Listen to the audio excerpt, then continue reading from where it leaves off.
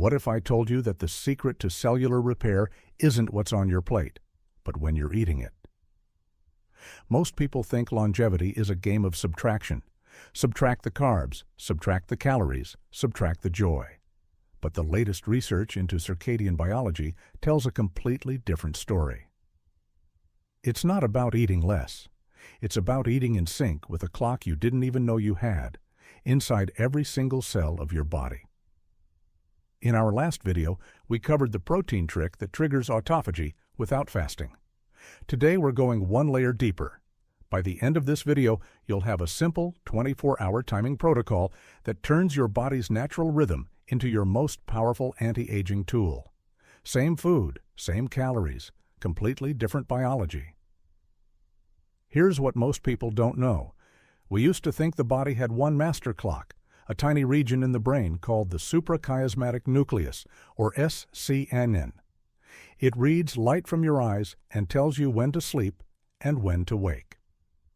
But over the last 2 decades, researchers made a discovery that genuinely changed the field. Every organ has its own clock. Your liver has a clock. Your gut has a clock. Your pancreas has a clock. These are called peripheral clocks, and they're controlled by 2 genes you need to know: clock and BMAL1.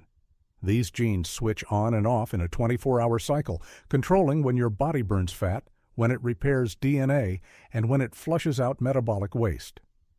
Here's the critical difference. Your brain clock is set by light, but your organ clocks are set by food. And this is where most people silently destroy their own biology without knowing it. When you eat at 10 p.m., your organ clocks think it's midday. Your liver starts producing enzymes for digestion, your pancreas pumps insulin, your gut activates. But your brain clock, reading the darkness outside, knows it's nighttime. It's trying to run the repair shift. Dr. Satchidananda Panda at the Salk Institute calls this metabolic jetlag. 2 internal systems running on completely different schedules. And the research is clear, this internal conflict is one of the primary drivers of chronic inflammation and accelerated cellular aging.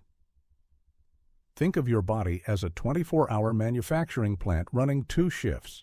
The day shift is growth and production. When you eat, the insulin foreman blows his whistle. Workers build proteins, store energy, fuel your brain. Everything points toward growth, but a factory can't build forever. It needs to shut down and clean the machines. That's the night shift, autophagy. The cellular cleanup crew comes in, identifies broken proteins, clears out damaged mitochondria, and recycles the waste. Here's the rule the factory runs on: only 1 shift at a time. The moment you eat, even something small, the insulin foreman gets an emergency call and rushes back to the floor. The cleanup crew has to pack up and leave immediately. Over years of missed cleanup shifts, your body accumulates what scientists call senescent cells, old broken cells that refuse to die. They don't just sit there doing nothing.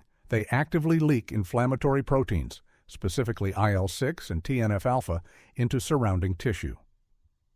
Researchers call this the senescence-associated secretory phenotype, or SASP. It's chronic, low-grade inflammation that drives everything from accelerated aging to cognitive decline. Zombie cells. Leaking poison.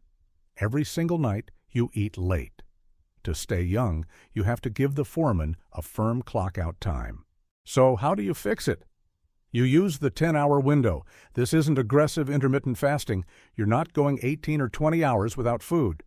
In a landmark 2019 study published in Cell Metabolism, Dr. Panda's team put overweight adults, people who were already eating across a 14-hour daily window, on a 10-hour eating window. No calorie counting, no dietary changes, just timing. After 12 weeks, reduced body fat, improved sleep, lower blood pressure, and measurable improvements in insulin sensitivity. Same food, different clock. Here's how to implement it practically. Pick a start time. 8 a.m. works well for most people. Your last bite must happen by 6 p.m. That gives the cleanup crew a full 14-hour window to work overnight. But to make this truly powerful, add what I call the first light rule. Your body needs 2 signals to fully synchronize: light and food. Within 30 minutes of waking, get outside and expose your eyes to natural daylight.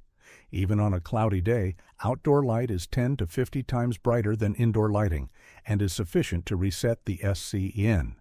Then eat your first meal within 1 hour of that light exposure. This double sets both your master clock and your peripheral organ clocks simultaneously. When those 2 systems are perfectly aligned, your body burns fat more efficiently during the day and runs deeper, more complete cellular repair at night. One warning before you go. The biggest mistake I see is what I call the grazing trap. A handful of almonds at 9 p.m., a square of dark chocolate before bed. It's just a snack. Remember the foreman, even a small insulin spike, and yes, almonds cause one, acts like an emergency call. He's back on the floor. The cleanup crew is done for the night. After 6 p.m., herbal tea, water, black coffee in the morning. That's it. Keep the factory lights off so the repair crew can finish the job. Here's where this gets powerful. When you combine this circadian timing protocol with the protein trick from our last video, you're not just triggering autophagy, you're telling your body what to repair and when to do it. Amino acid ratios handle the signal. Meal timing handles the window. Together, they're a complete longevity stack built from nothing but food and a clock. No hunger, no supplements required. Just your biology finally running the way it was designed. If you haven't seen the protein trick video yet, it's linked right here. Watch it next. The 2 protocols are designed to work together. I'll see you in the next deep dive.